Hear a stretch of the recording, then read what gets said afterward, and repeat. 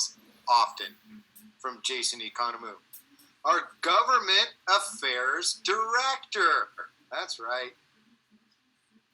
Okay, you guys, he's a licensed attorney, but please do not ask for any legal advice.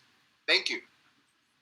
You know, there's things you probably didn't know about Jason. He loves arts and crafts, and he's been crocheting little animals. Also, him and his wife recently had a baby, and they're accepting gifts and cash. All right, I'm going to let Jason take over. All right. Thank you, Howard, and thank you, everybody who joined us.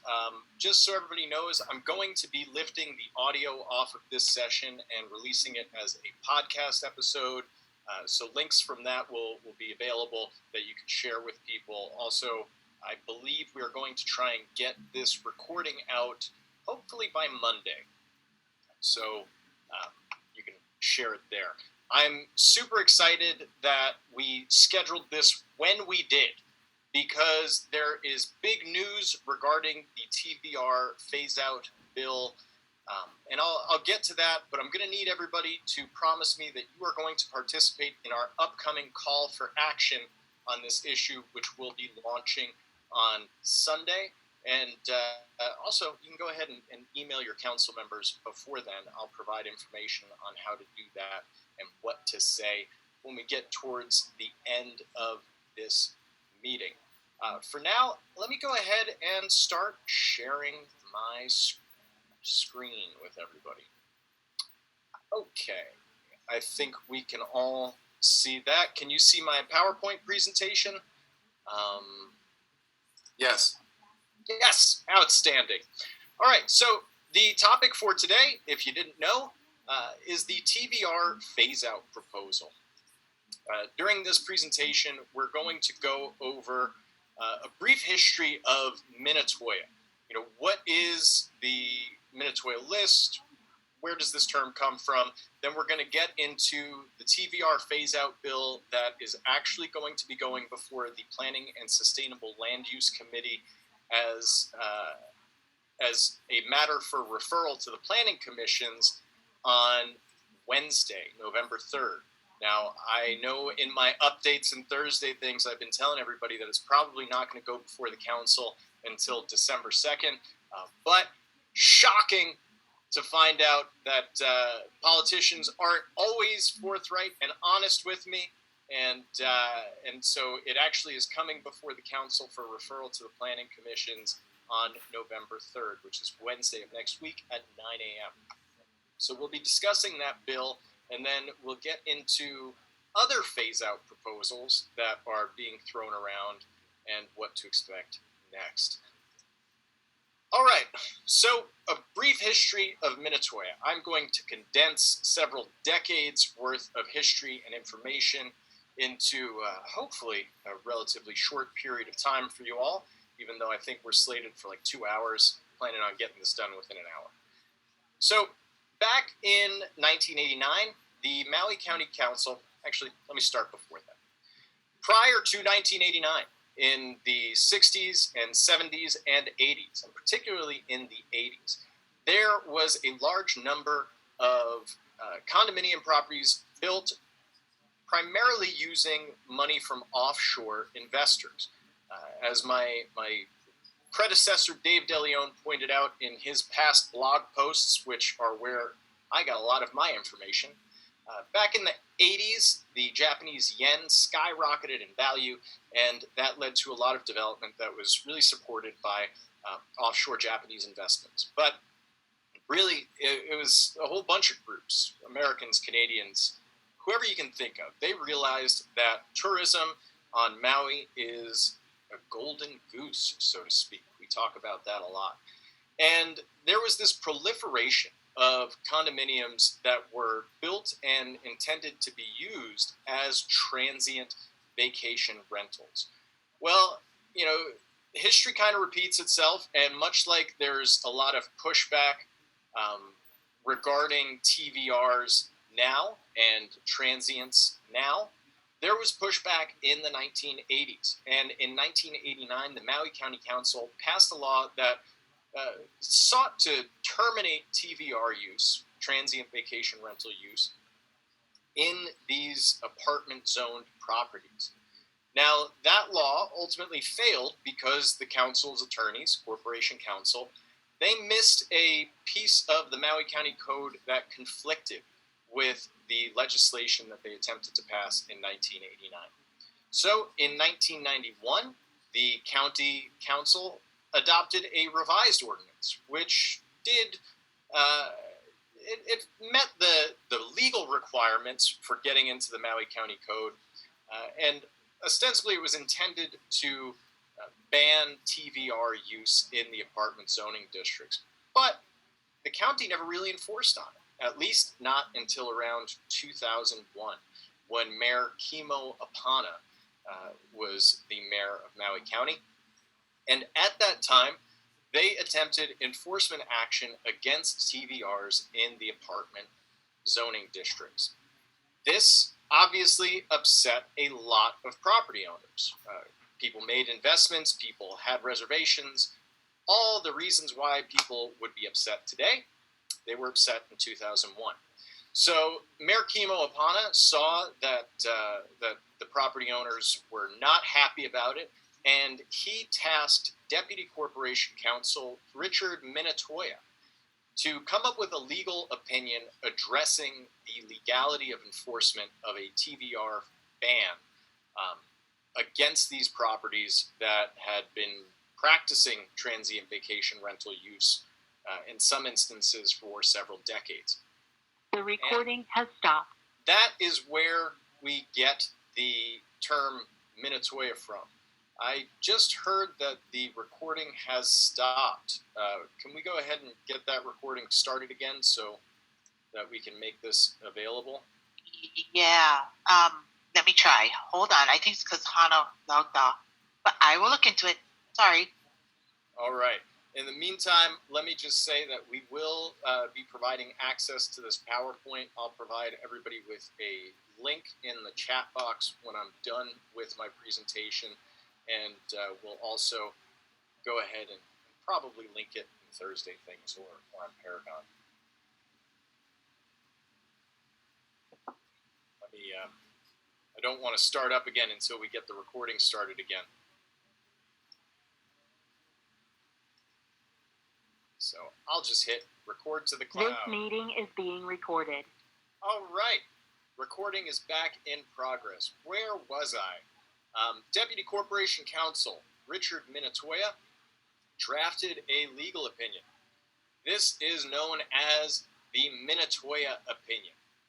Now, the gist of the opinion is that, The gist of the opinion is that apartment zone properties that had their building permits, special management area permits, or planned development approvals prior to April 20th, 1989, or apartment units that were operating as transient vacation rentals on or before March 4th, 1991, when the second piece of legislation was passed, those properties have a vested property right to conduct transient vacation rental use.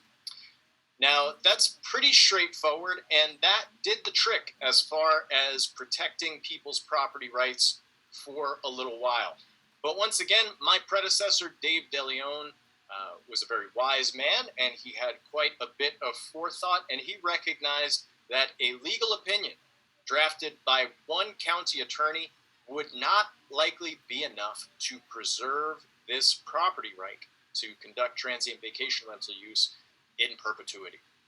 So back in 2014, when we had a bit more of a friendlier council, he worked very closely with them, and 2013, 2014, they were able to get the quote-unquote Minatoya opinion codified. So instead of just being a opinion from one attorney that property owners had to rely on to say, no, look, this is legal. I have this vested property right. Instead, it got put into the Maui County Code. So what you're looking at right now on this slide is the state of TVR use today. The Maui County Code our comprehensive zoning ordinance is often referred to as Title 19 of the Maui County Code, and the section that deals with permitted uses in the A1 and A2 districts, the apartment zoning districts, is what is on this slide. And it's pretty straightforward. That subsection G right there is the codification of the Minatoya Opinion.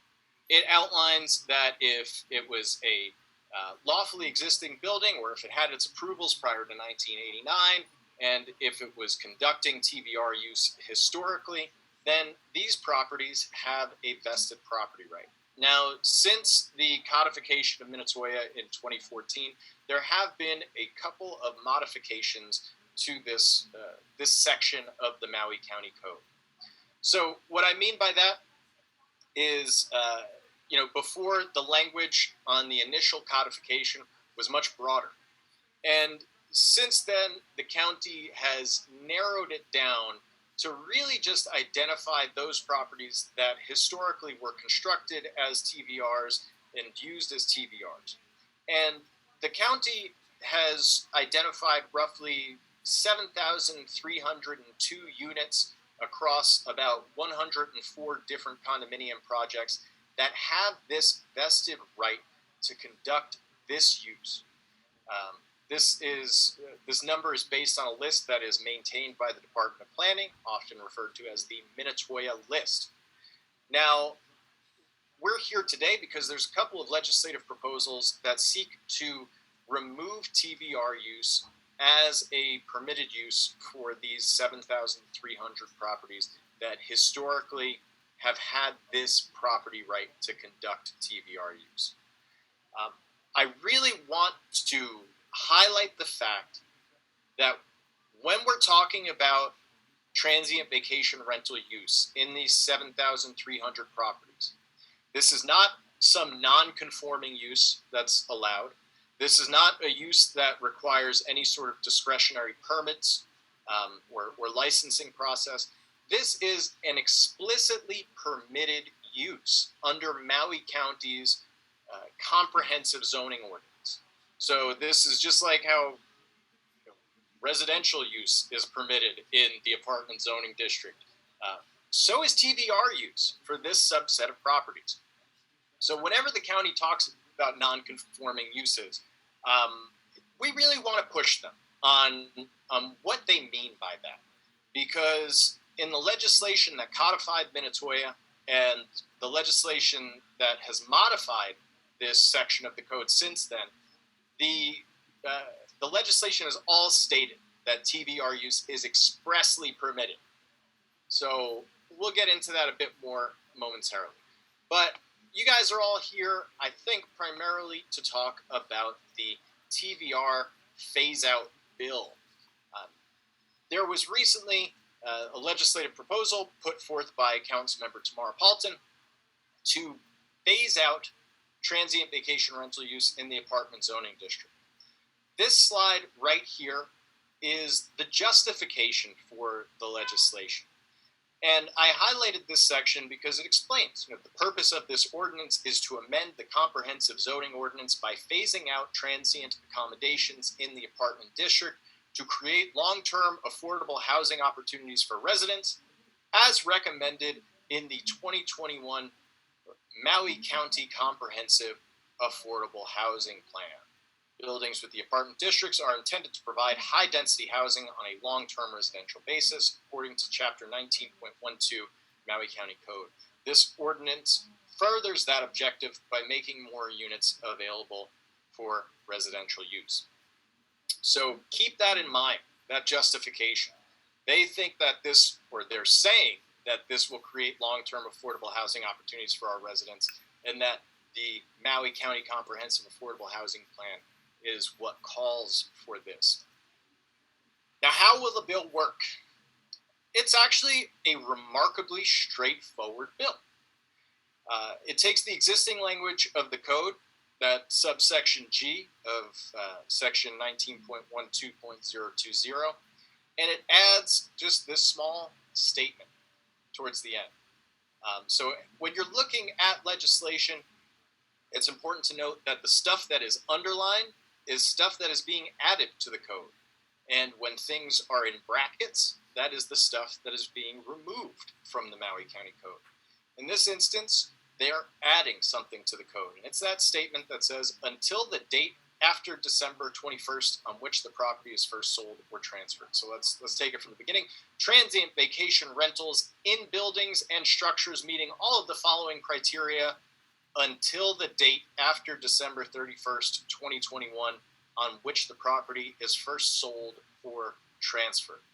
So this addition means that TVR use will continue for current title holders of the property, but it will be disallowed for future title holders of the property after a certain date. Now, in this legislation, this draft legislation that has not been passed into law yet, the date is December 31st, 2021. Based on the legislative timeline, all of the different steps that this legislation needs to go through before it gets signed into law and takes effect, I think it is essentially impossible to meet December 31st, 2021 as the date. If the law is passed after December 31st, 2021, they would have to change that date. Otherwise, it would be what we in the legal biz call an ex post facto law. It changes the legal status of something after the fact, which is really unconstitutional. So I don't think any lawyer is going to allow them to pass legislation in February that suddenly removes property rights from folks who sold their properties, on January 1st, 2022. So I wouldn't get too caught up on that December 31st, 2021 date. Notwithstanding, I really want you to pay attention to the substance here. So all current property owners will be able to maintain their right to conduct transient vacation rental use. But once that property is sold or title is transferred, the new owners will not have the right to conduct transient vacation rental use. This is pretty clever because it doesn't technically divest any current property owners of a vested property right. Instead, it would just remove that right from future owners. Now, I don't think this is too clever because the truth is it really creates a penalty for the transfer of these properties. People are going to clam up. They're going to hold on to them because why would they lose the income potential? And it's also going to cause a bunch of other problems. We have been examining this property, this law. We've been looking at its faults, and I've really been able to sum it up in 5 main points as to why RAM is opposed to this legislation. And let me go through those points right now. First, let me read the title. I'm very proud of this. Why the TVR Phase Out bill is not smart. Very not smart. 1, it is really bad for county finances. So we did some math on this, and there are 7,302 properties that are impacted by the Phase Out bill. And based on recent changes to the Maui County Code concerning real property tax classification, these properties are generally in the short-term rental real property tax class by default. And it's kind of hard to see, but when you guys get the slides, you can look at this.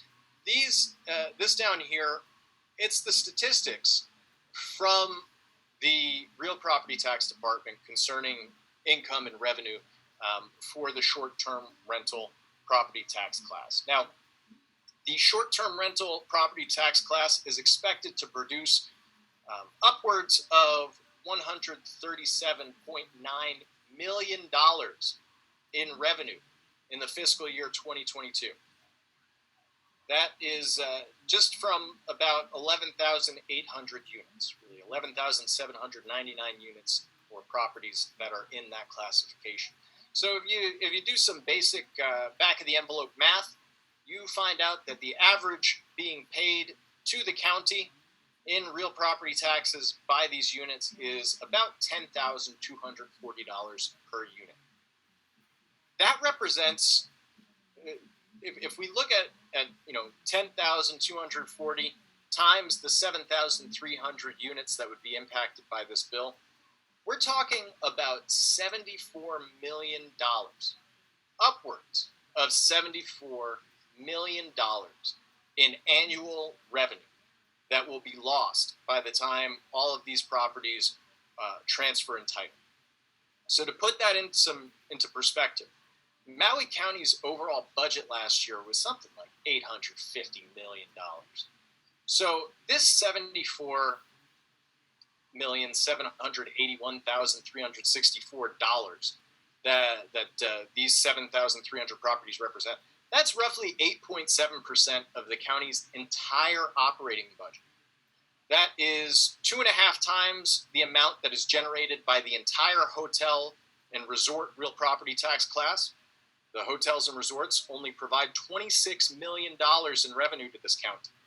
The biggest industry on the island in real property tax revenue only provides $26 million in revenue. Meanwhile, the short-term rental class provided almost $138 million in revenue. Think about that. So Maui County is willing to jeopardize $74 million annually.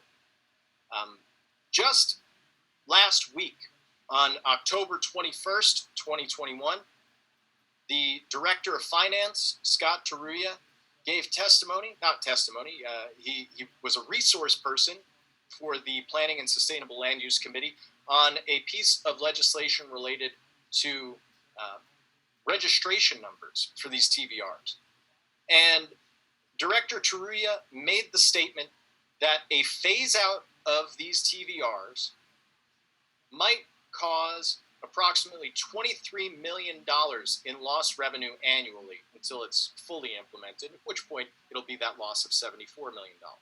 So the county is already aware that if they get rid of these properties in the TVR or the short-term rental class, it'll result in at least a $23 million loss in revenue, what they're projecting. Ultimately, it'll result in a lot more lost revenue. Aside from just the lost real property tax revenue, you should also consider the fact that Maui County has an extremely good bond rating. That's the equivalent to the county's credit score. Maui County has an extremely good bond rating because we have very reliable income from our real property taxes. And we make our non-residents pay a ton of money in real property taxes. So if Maui County eliminates 7,302 properties from its tax base of its most lucrative property tax class, there is a very good likelihood that this will negatively impact Maui County's bond rating, which means that it would be more difficult for us to borrow large sums of money at the really good rates that we currently do borrow that money on. That's going to be important for our next point. Now, this is just the real property tax revenue we're talking about. We started an analysis of the transient accommodation tax revenue that would be lost, and that's about $69 million is what we're thinking as far as state revenue for TAT that would be lost. Then we don't even know where to start with trying to predict what the conveyance tax losses could be or what the GET tax losses could be. So this is a pretty conservative estimate overall as far as the amount of revenue that these properties generate and the amount of revenue that would be lost by both the county and the state if they are removed from the short-term rental class by eliminating their TVR use. Now, that brings me to my second reason why the TVR phase-out bill is not such a smart idea. It will quite literally defund the affordable housing plan. So in 2021, and it really started in 2020, but in 2020 and 2021, the Maui County Council contracted with Hawaiian Community Assets, who worked with several other Hawaii-based organizations and mainland-based organizations on developing a comprehensive affordable housing plan that came out in 2021. Now, a couple of major aspects of this plan are one, that the county should increase funding into the Affordable Housing Fund to $58 million annually. Currently, we only put in, on a good year, it's like $8 million. So the county is expected to increase their funding to the Affordable Housing Fund to $58 million annually for at least like the next 5 years. And then they're supposed to use their bonding ability, their awesome credit score, to borrow against the now largely increased Affordable Housing Fund in order to support infrastructure development and affordable housing development that Maui County actually needs. Now think back to that last slide.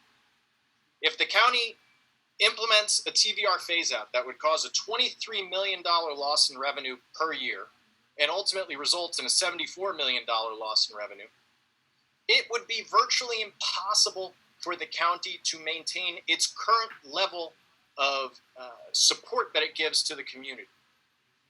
And it would really be impossible for them to increase funding to the Affordable Housing Fund to $58 million. Now, you don't have to take my word for this. I encourage you to reach out to Hawaiian Community Assets like I did, and they'll tell you. They agree with me. This would defund the Affordable Housing Plan. That same plan that is being used as the justification for this bill. So, aside from losing the services, we lose the housing that we really need for our community. We spent, I think it might have been $600,000 on this plan. And the county council is considering this measure that would essentially defund the plan before a single housing unit is built from that fund. It's absurd to me. And once again, it would impact the bond rating, all that other jazz. So this will defund the Affordable Housing Plan, in my estimations. Now, the third reason why this isn't such a good idea. Now, as we saw, they said in the justification for the bill that this will create long-term affordable housing opportunities for our residents. This bill will not create long-term affordable housing opportunities for our residents. And they know it. They really do know it. This bill is a tourism management bill that is pretending to be an affordable housing bill. So let's consider the Minatoya properties. So all of these had to have been approved or existing prior to 1989. So they're all no less than 30 years old. They're built and designed as TVRs, or second homes, investment properties. They're largely located in the sea level rise exposure area, or shoreline areas. And they have aged infrastructure that's been used pretty hard for many years. Now, what does that mean? That means limited storage, limited parking, high monthly maintenance fees, high special assessments, and high tax assessments. So, let's average out these properties to a $1,000 monthly maintenance fee per property.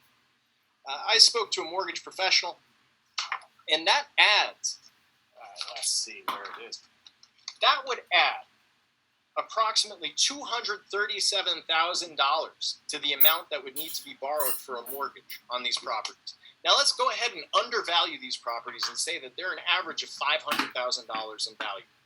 Shoreline condominiums, $500,000 in value, with an additional $237,000 that needs to be borrowed in order to cover the maintenance fees. That's not affordable housing. That's not workforce housing. That's already out of reach. Now, I spoke with Councilmember Gabe Johnson's staff, and they said, well, Jason, if we don't allow TVR use anymore, won't the monthly maintenance fees go down? And I said, Kate, if I have an old horse and I stop riding him, it doesn't make him any younger. These properties have been used as transient vacation rentals for years.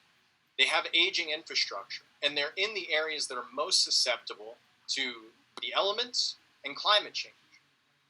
Even if nobody lives in them anymore, it's not like the infrastructure is going to get newer. These properties just aren't suitable for our residents. My father-in-law is an arborist. He's got a couple of work trucks. He's got a chipper and everything like that. I doubt that he's going to be keen on moving into one of these one-bedroom condos that costs him more than $500,000 to get, with its one parking space and no storage for his equipment.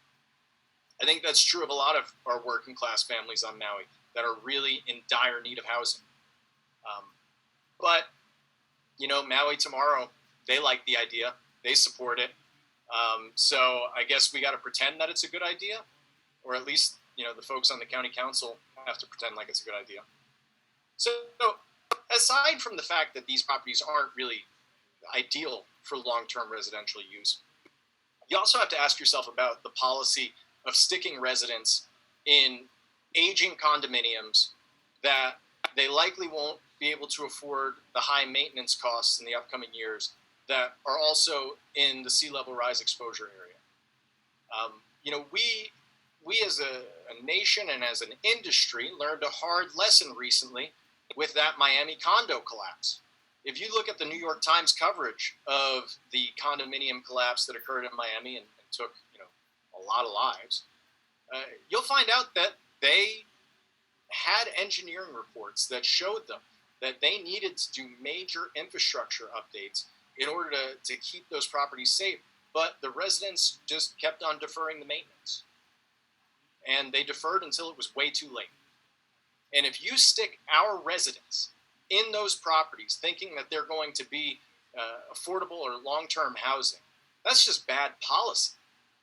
So I don't like that idea. Additionally, from a policy perspective, we should really consider the fact that TVR use is what incentivizes investment purchasers, offshore purchasers, to go for these 1-bedroom, 2-bedroom, 3-bedroom condominiums in these older properties instead of, a 2-bedroom, 3-bedroom, 4-bedroom house in residential neighborhoods, like in Makawao or in Waihehe.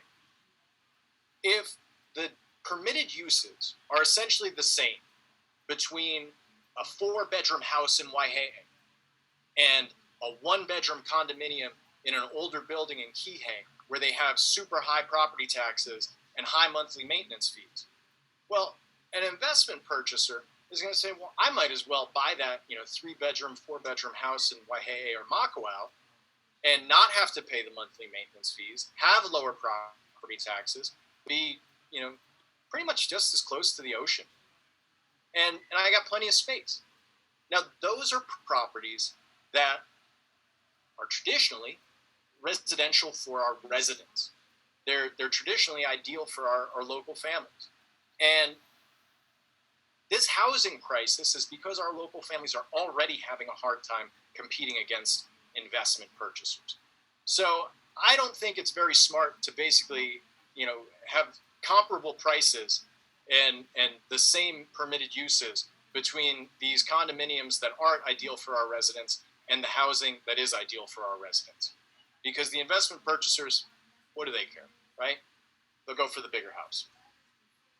So, and to stick on that too, the thing the county council is conveniently ignoring, at least the proponents of this bill, is that realtors can't sell properties at different rates to residential purchasers and off-island purchasers. We don't set the prices. We also don't control the market. Also, there's not a separate housing market for off-island purchasers and local purchasers. So when these properties do go on the market, if they are going to be sold, and if there's going to be a transfer of title, it's going to be on the open market, the free market, which we can't control. And we can't control the affordability.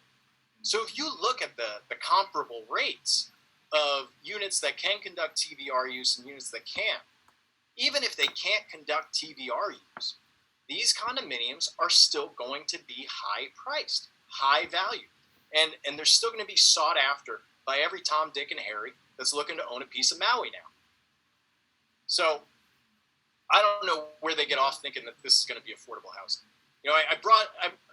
Originally, we were largely concerned about the loss in value of these properties.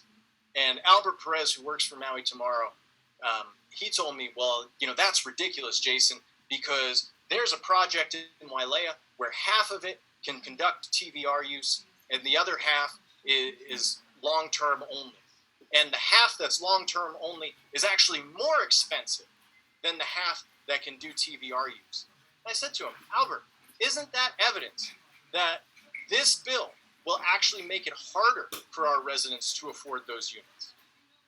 He got very upset. He didn't really have a response other than, well, you're just trying to change the subject or some ridiculous garbage like that. But regardless, it's the truth. We cannot control the sale price of these properties. So this assumption that they'll become long-term affordable properties is really just an assumption based on a rosy outlook of life that I guess comes with already having your piece of the pie. Now, what's another reason why this is a bad idea? Well, if this is really a tourism management bill pretending to be a housing bill, why are we going to give yet another gift to the hotel industry, which is already seeing major profits, and they're already putting a ton of money into advertising Maui and bringing more tourists here? So during the pandemic period, hotels were the only properties that were assessed at lower values due to their lost revenue, and they were openly given priority to reopen when restrictions were eased. I want to repeat that, in case you guys didn't know this already. During the pandemic period, hotels were the only property tax class that was purposely assessed at a lower value due to economic hardship. Even when our unemployment rate was 13%, even when we knew that our industries were dying and businesses were closing up on a daily basis, nobody else got lower assessments because of that, except for the hotel industry. And then they were first in line to get to open up and bring in visitors. During that same period, condos that weren't even acting as TVRs because they weren't allowed to were moved into the short-term rental property tax class, and they were restricted on their ability to take in guests. So the TVR phase out being proposed by the council member from the West Side, where a lot of these hotels are located, is just another gift to the hotel industry because it eliminates any actual source of competition for them.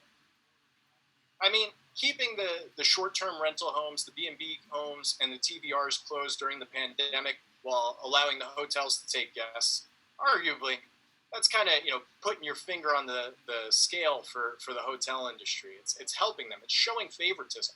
If it wasn't the government doing it, it might be considered an antitrust activity.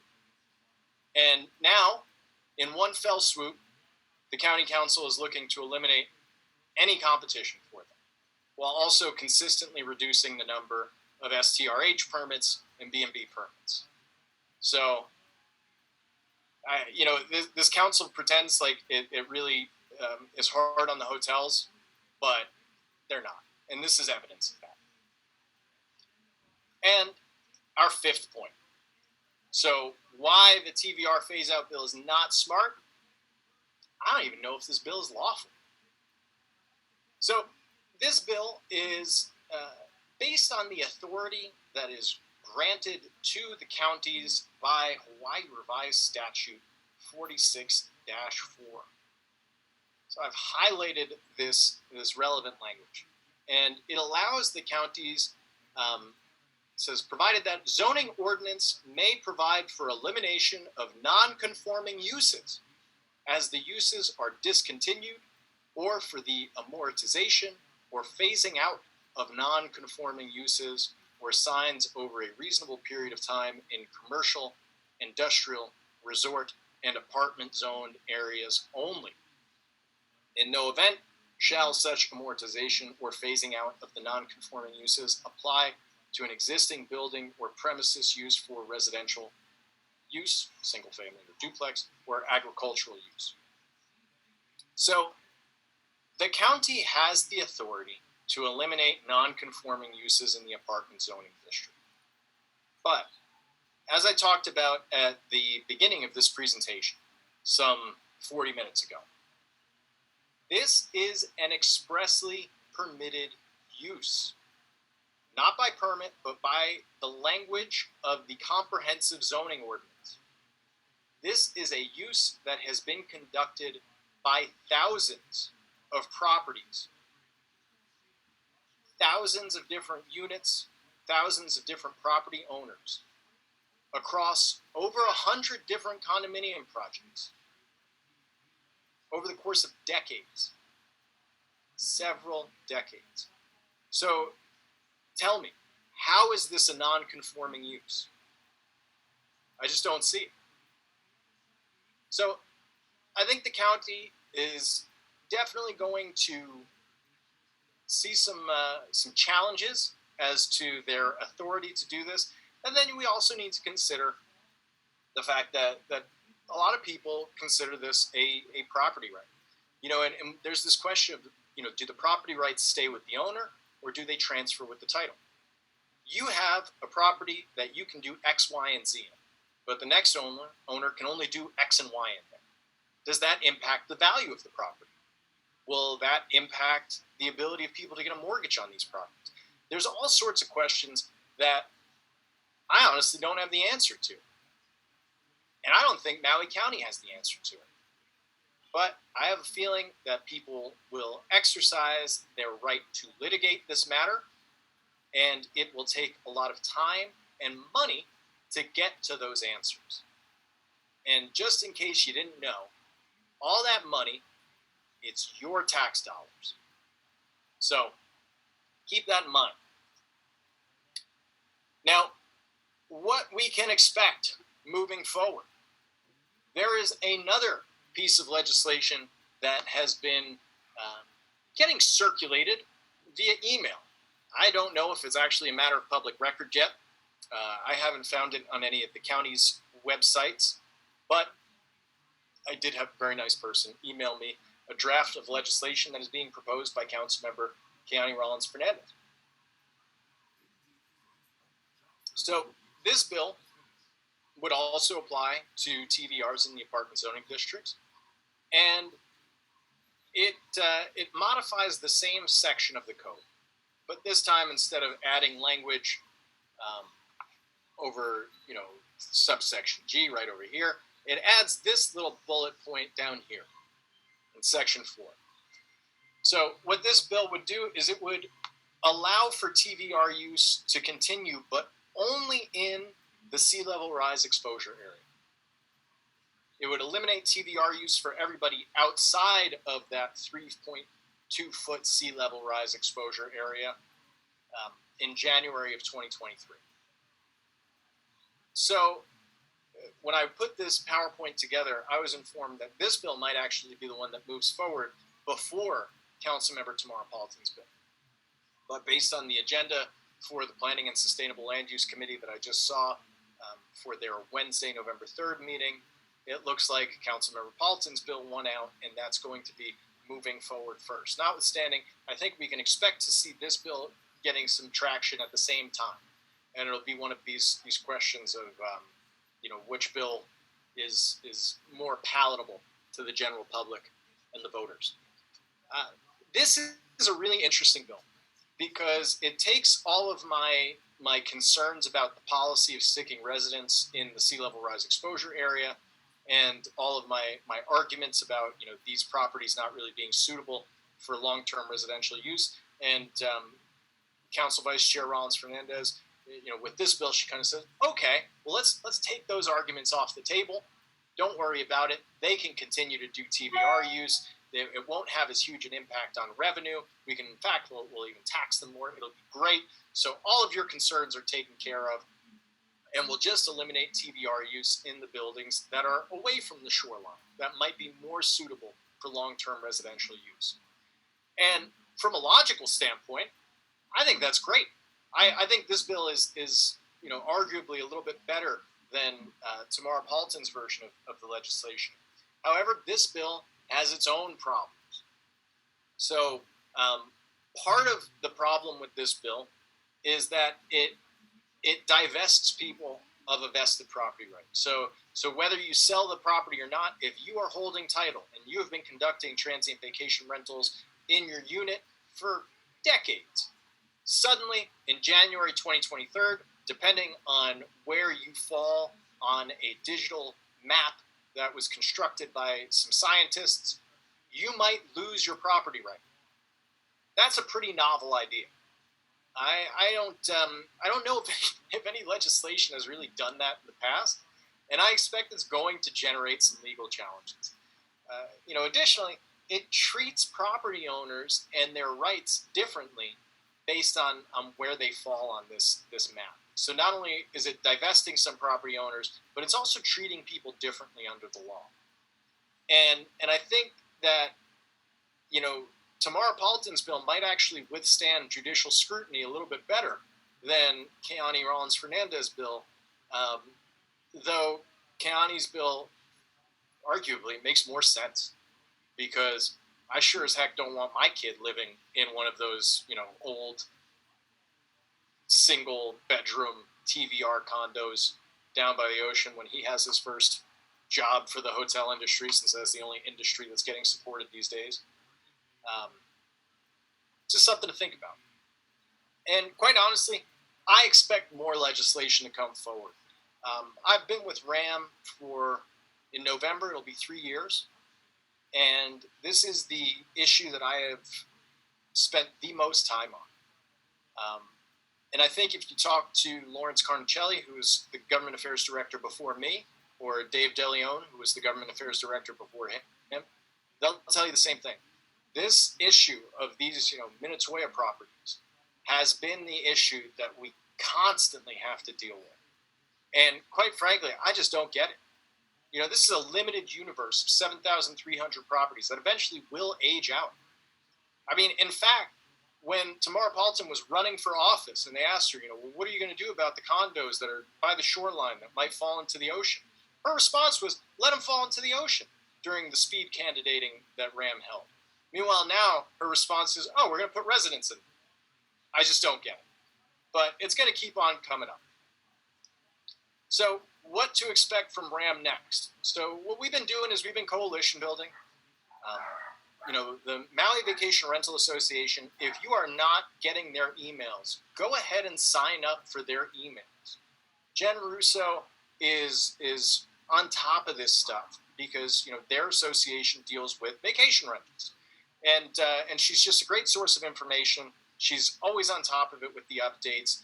They do a great job. So they're part of our coalition along with the Maui Chamber of Commerce and, several other associations, management associations. So we're working on the coalition building. We've been in touch with NAR and we've sent out both pieces of legislation for legal analysis with NAR's attorneys, Robinson and Cole. And we expect to get that legal analysis back around mid-November. That was the timeline that we had planned on because we initially thought this piece of legislation was going to first come up around December.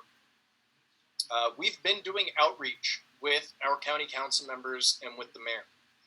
And, I think that outreach is probably the thing that's paid off the most, these one-on-one meetings with our council members.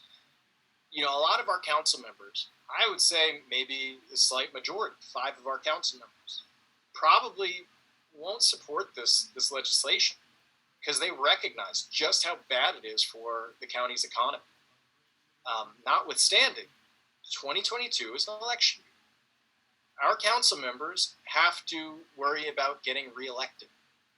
And that means if this legislation is super publicly popular, I'm doubtful that too many of them will feel extremely comfortable opposing it.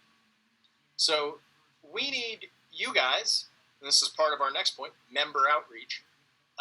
We need you guys to let the council know that, you and RAM can't support them unless they support property rights.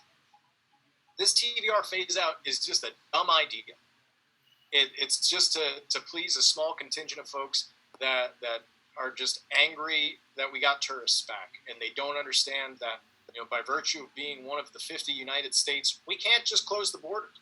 We can't just put up a wall and send them all back. So reach out to your county council members. I'm going to drop something in the chat box, which is a letter that outlines essentially what you saw in this presentation. And you can, and it also provides the email addresses and phone numbers for all of the county council members. This legislation, as I said, is going to be brought up in the Planning and Sustainable Land Use Committee on Wednesday. I'll just double check the date. That is Wednesday, November 3rd at 9 a.m. So the best way that you can help me is by sending all 9 county council members an email or giving them a phone call or both, telling them that this TVR phase out is a bad idea.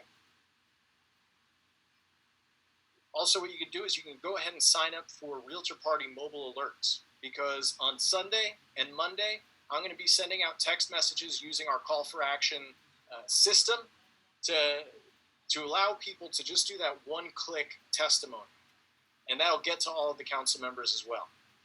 Now, when you contact the county council, to let them know this is a bad idea.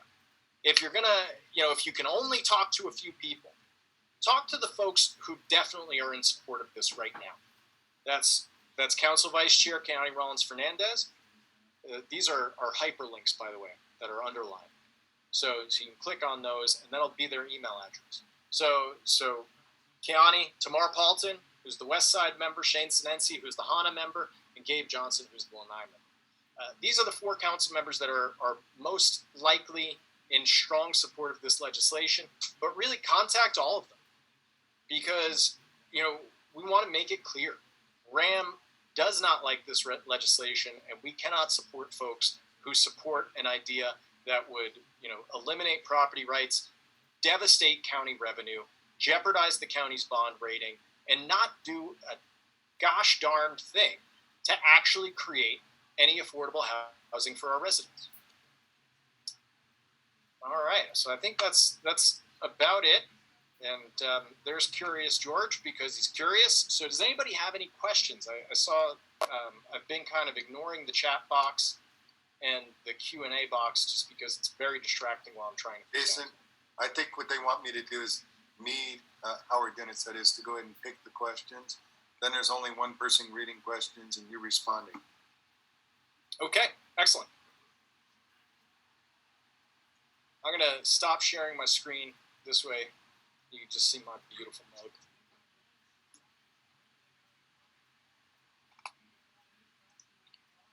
While I'm doing this, let me share this link with everyone. So this is a Google Docs link that I just put in there, and that outlines all of our points so far. It's got links to the agenda for the November 3rd meeting, which will on the agenda, there's a link to provide oral testimony. There's also should be a link for the e-comment, so you can do online testimony, or you just email the council members down at the bottom. And let me share my screen again so you can see exactly what I'm talking about as I'm talking to you.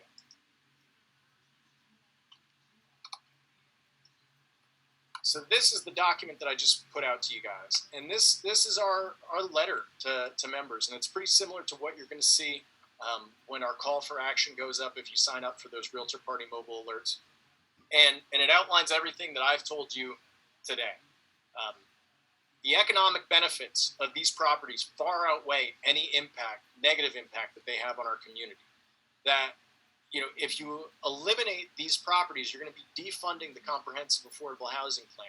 That eliminating TVR use in these properties actually jeopardizes long-term affordable housing opportunities for our residents. It empowers the hotels and gives them more money to put towards advertising and bringing more tourists here. And they are bound to face a heck of a lot of legal challenges, because if you consider this, there's 7,300 properties. If those properties are only $500,000 a piece, let's say that's the average price of every single one of those properties, that is billions with a B, billions of dollars worth of real estate assets that could suddenly lose an extreme amount of value, or their ability to make income is crippled. That is going to cause legal challenges. And heck, it might screw with people's mortgages. We don't know what the lost value could be, but I'm just going to start ranting if you don't cut me off with a question soon. And this also includes all of our council members' email addresses and phone numbers. Okay, so I have one question already. Basically, what they're asking is, what does the definition of transferred mean in the phrase until the date after December 31st, 2021, in which the property is sold, first sold or transferred? And then they gave a scenario. Married couple owns the property, and evidently one passes away, or they want to give it to their children, so they need to transfer the deed. How does that affect it? Well, in statutory interpretation, it's just the plain language of the law. So yeah, if I die and the title gets transferred to my kid, that's transfer. And arguably, that would trigger a loss of TVR use. So that's a real problem. Now it's a great question, because that's going to get me to go down another path, which is property owners who own these properties already see the loophole. And I'm sure some of you guys see the loophole here too, which is, well, why don't I just go ahead and immediately put these properties into an LLC? And then I'll just do what Jeff Bezos and Larry Ellison do when they want to buy property. I'll just sell the corporation.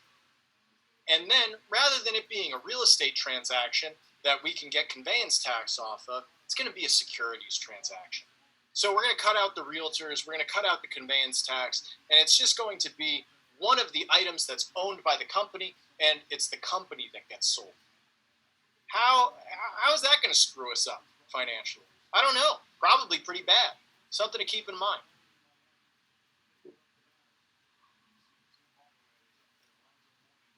Did that help?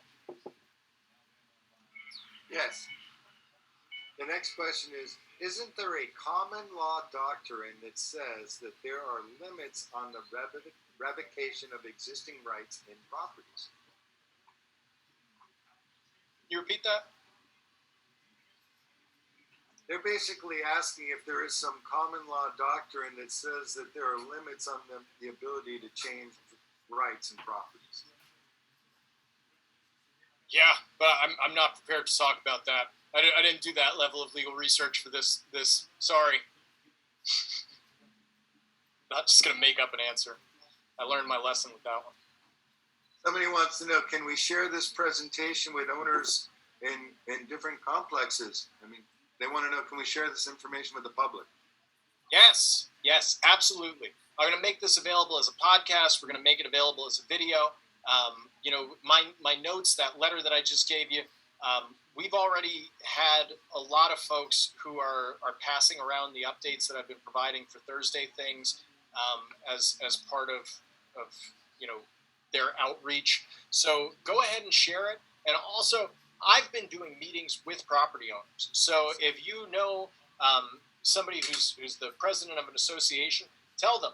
The Government Affairs Director for RAM will be happy to join a Zoom call with you and all of your impacted owners to explain the dire need for folks to speak up and share their concerns. However, I want to point out one caveat. If these owners are going to reach out to the county council, do not argue that this is going to hurt your investment, because quite frankly, they do not care. This really is a punitive act against folks who have invested for business purposes in Maui County. The county council can listen to 100 folks, property owners who are based in California or in Canada or in Oregon, come in and say, but I invested so much money, this is going to hurt my investment. How could you do this to me? They don't care. If they're screwing over non-residents, they don't care, because non-residents don't vote here. All they care about is what looks good to the residents. So that's the top concern. So we do not want 100 property owners from Canada and California and Oregon lining up to provide public testimony talking about how this hurts their feelings and their bottom line on their budget. It's not going to work. We got another question. This one affects us as realtors. In your review of the legislation, could there be any possible liability coming back to us realtors having sold these properties over the last 30 years? You know, the duty to disclose, and that's really what this addresses. the duty to disclose, broadly speaking, is triggered when you know or should have known something. Now, these properties, over the last 30 years, there have been multiple legislative attempts to abridge their ability to conduct TVR use. But none of that came to fruition really until this point, and it still hasn't come to fruition.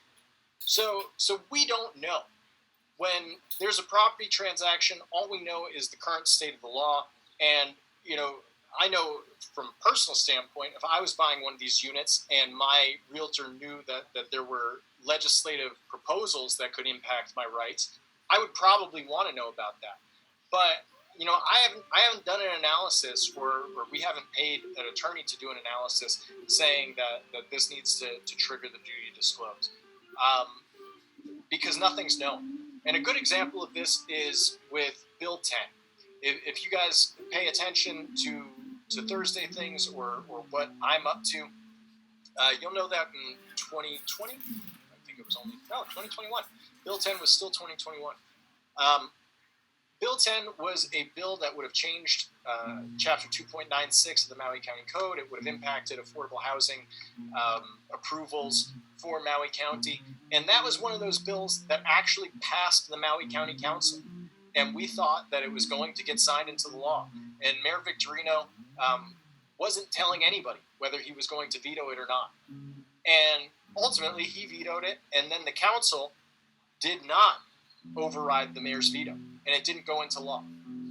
And, it could be the same exact thing that happens in this circumstance. Even if this bill does get passed by the Maui County Council, the mayor might still veto it, and the council might not override the veto. So predicting legislation and politics is way more difficult than predicting the weather. So nothing is known yet. So that's my answer to that. I guess another concern is, have we done any studies of the loss of jobs that could be, the cleaning ladies, the maintenance people, all the people who are involved in maintaining a vacation rental property? Not yet. We've been talking to NAR and their Issues Mobilization folks. Issues Mobilization is the program that provides the majority of grant money for such studies. And so we're probably going to start off with polling to see where public opinion and concern is, and then we'll probably move on to those economic studies.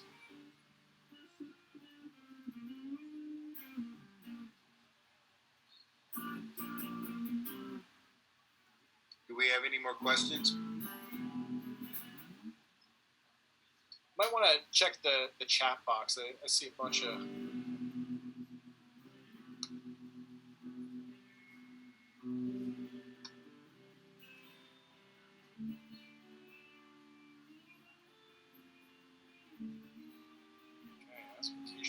Manager. Yeah, get your owners involved.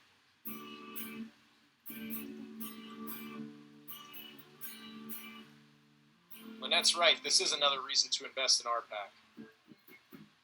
Now I'm just looking at this question. A lot of them are statements. Yeah.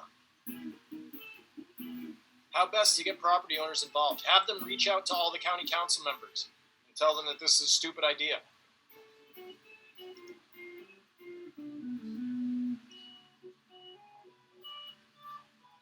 Did you mention an app? Someone's asking about an app that you were mentioning.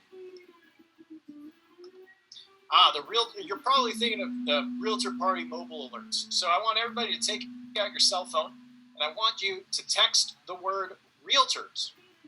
You should all know how to spell that. Text the word realtors to the number 30644. If you text that number,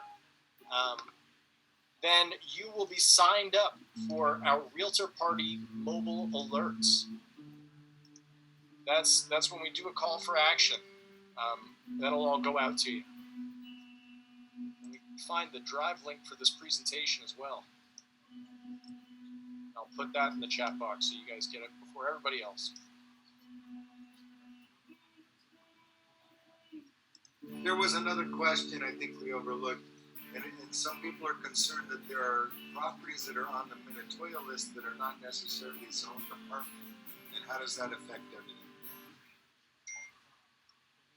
So when you go to the planning department website,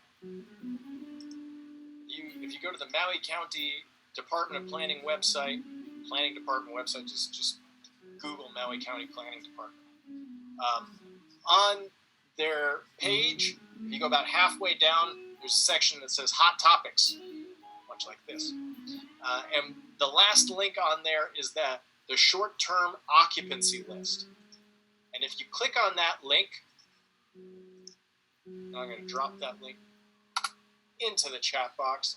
That is the quote-unquote Minatoya list. But the whole thing isn't the Minatoya list. Just those first few pages, literally pages 1, 2, and 3, those are all properties that are in the apartment zoning district. Those are the properties that will be impacted. The unit count there is 7,302. Now, on the additional pages, there's other properties, which are either hotel zoned, or they're in the Wailuku redevelopment area, or they're in the Napili Bay Civic Improvement District. Those are other areas that have TVR use by virtue of their zoning or some other reason regarding the law.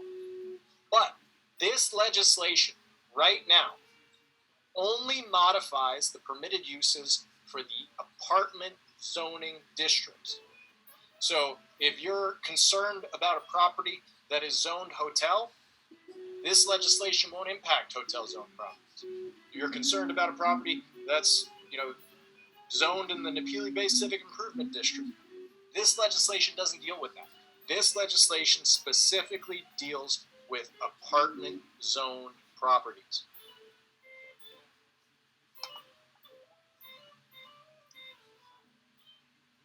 Somebody wants to know, how much could this impact Maui residents' property tax? They're basically thinking we're going to be the ones who are going to have to make up for this lost money. So what is it really going to cost us? Oh yeah. That's almost certainly going to happen. So as I said, the comprehensive affordable housing plan calls for the county of Maui to increase its contribution just into the affordable housing fund to $58 million annually. But this would reduce revenue by $23 million next year, and then $23 million the year after that, until you're losing about $74 million overall. So that money has to be made up somewhere. Proponents of this bill, folks like Maui Tomorrow and Mike Williams, they say, "Oh, don't worry about it. We're just going to increase taxes on the non-owner occupied class to the point where it's really a punishment to own a second property because the taxes are going to be too high." They think that they'll be able to make up the revenue that's lost just by increasing the taxes on that one class. But they're thinking in terms of breaking even as far as revenue. If we need to break even as far as revenue and then increase revenue by another $58 million, that will require tax increases for pretty much everybody, just across the board. Now, they might do a little tax increase on the hotels, and claim that, oh, well, look, the hotels are finally paying their fair share. But it'll hit you. Maybe because the owner-occupied class is really the voting class, that's the residents, they'll probably try and avoid increasing taxes on the owner-occupied class. But if you have a second property, like a lot of families that have been here for a long time, their families inherited additional properties, they might be renting them out, something like that, they're really going to hit you in that non-owner occupied class. That's what they're going for.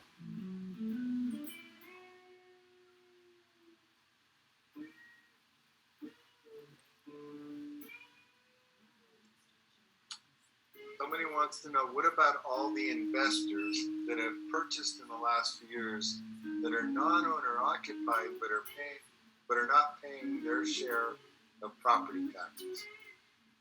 I mean, I think the plan is to increase their taxes. It's kind of funny. I had Mike Williams. If you don't know Mike Williams, you should know him.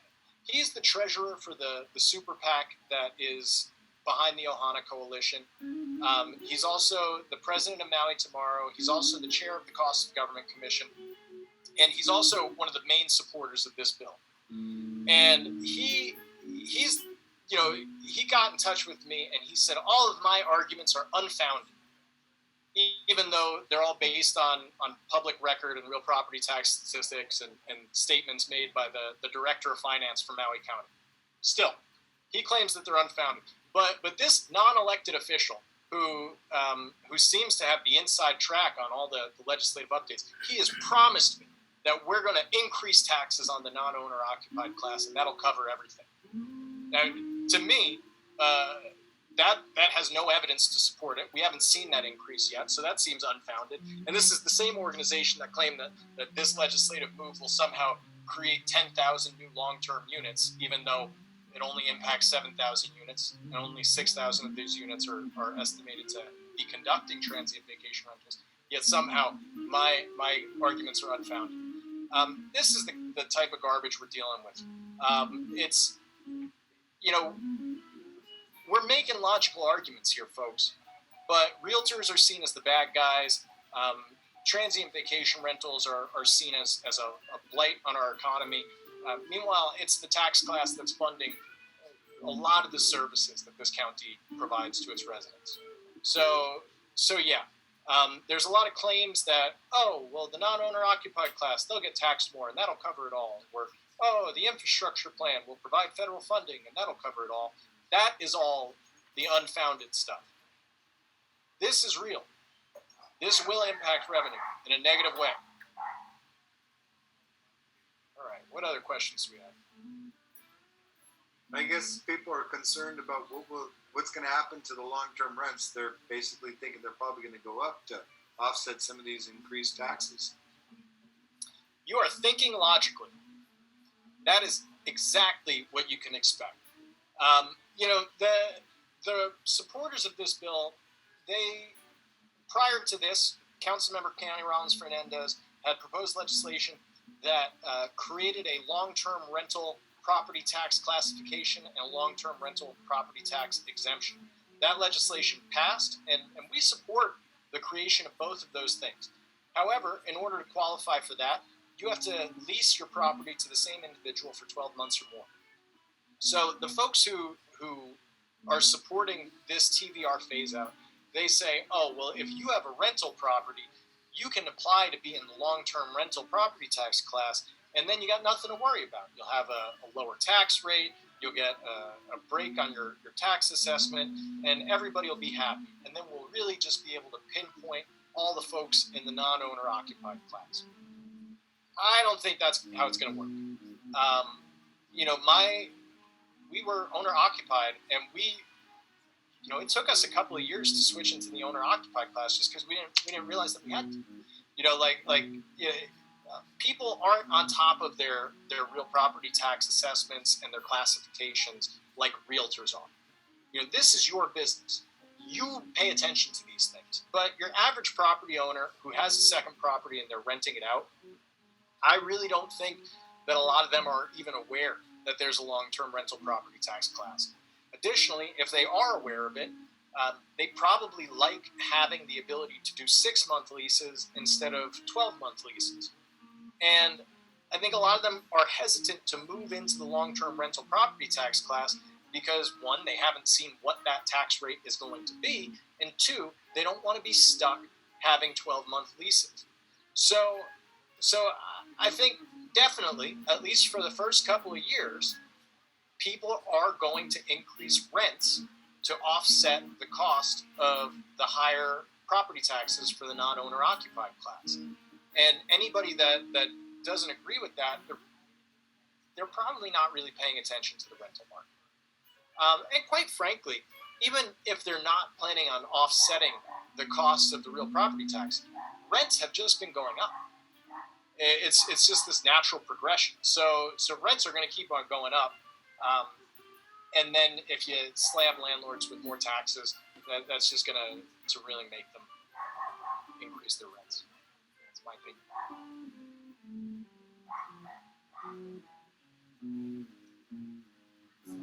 All right. questions?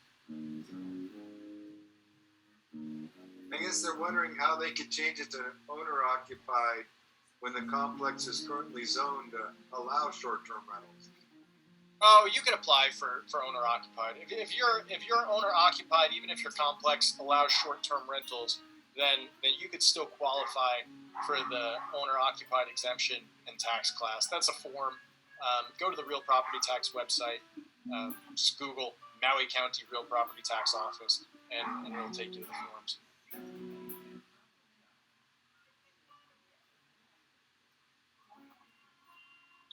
All right. Any other questions? I'm not seeing any new ones. We could wrap it up. Yeah, I think that's probably a good idea.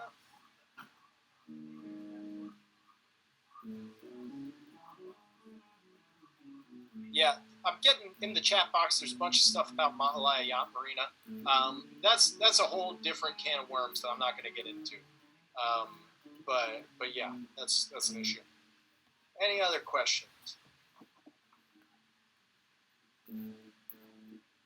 The committee that meets next week is the Planning and Sustainable Land Use Committee.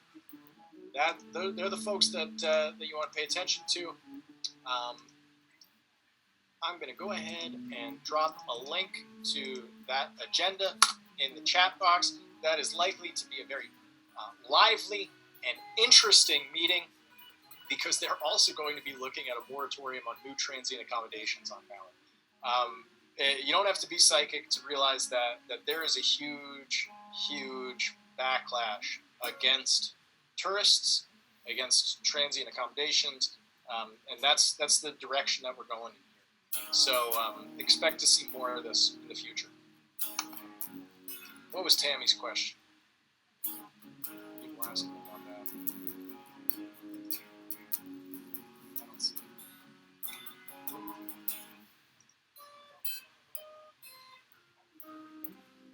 Yeah, you guys, so I'm getting more questions about Minatoya Yacht Marina. Honestly, you guys, my understanding is that the folks at Minatoya Yacht Marina have already retained legal counsel, and that's the person to reach out to. I don't represent Minatoya Yacht Marina. I am aware of their situation, but RAM is not directly involved.